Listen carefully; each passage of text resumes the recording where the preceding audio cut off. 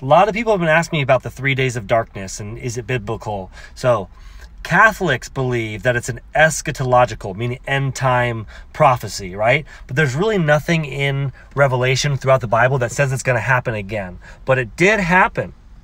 And Revelations, here, watch.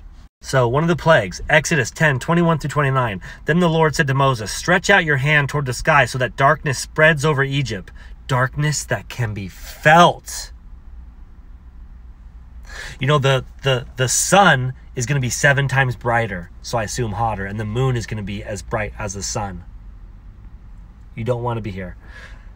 Darkness that can be felt spreads over Egypt. Darkness that can be felt. So Moses stretched out his hand toward the sky, and total darkness covered all Egypt for 3 days.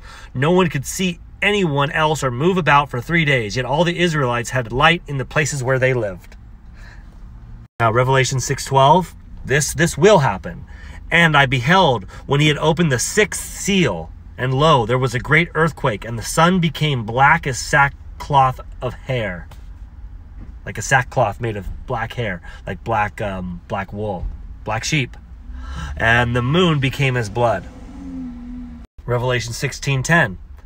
And the 5th angel poured out his vial upon the seat of the beast, and his kingdom was full of darkness, and they gnawed their tongues for pain. They were gnashing of teeth, and blasphemed the God of heaven because of their pains and their sores, repented not of their death. See, they still don't repent. These are the zombies.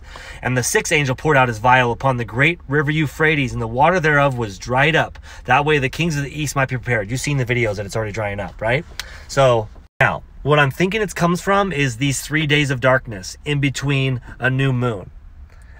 This is not biblical, but I mean, we know it's God's calendar. This is the God's calendar. So 3 days of darkness, you know, if you look up the moon's ecliptical anomaly on Wikipedia, you will see it's anywhere from 1.5 to 4.5 days of darkness, because they don't know what the moon's going to do. This is why you cannot calculate a calendar into the future. You have to reset it every single year. This is why the Sabbath is different day each month. You know, 1 month it'll be every Thursday.